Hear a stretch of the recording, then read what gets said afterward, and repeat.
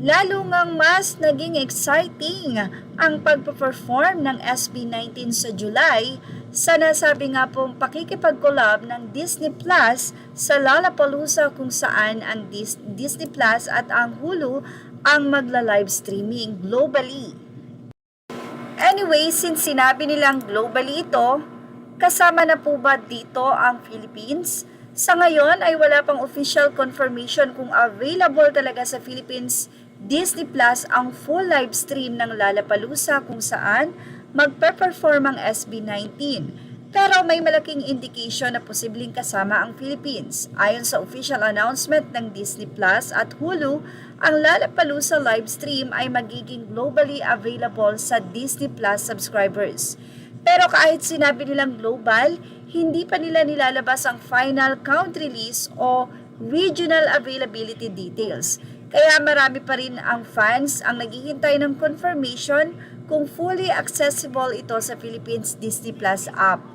Ang interesting ngayon, maraming fans ang nakakapansin ng surveys at feedback forum mula sa Disney tungkol sa live events at streaming interest. Hindi pa malinaw kung directly connected ito sa Lollapalooza rollout pero posibleng ginagamit nila ito para sukatin ang demand sa iba't ibang region kabilang ang Southeast Asia. May reports din mula sa Philippines Entertainment Media na inaasahang mapapanood ito sa PH Time at malaking excitement ito para sa 18 dahil mas accessible na kaya dating Hulu only US streams lang.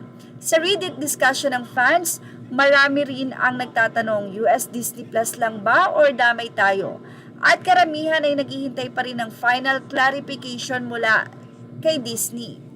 Sa tingin natin, malaki ang chance na isama ang Philippines dahil official available ang Disney Plus dito, malakas ang Southeast Asian fandom ng SB19, at isa ang SB19 sa pinaka-pinag-uusapang Asian acts sa lineup.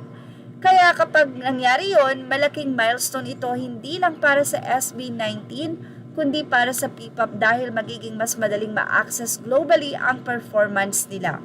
At hindi lang para sa SB19, dahil talagang pinag-uusapan ngayon ang Lollapalooza.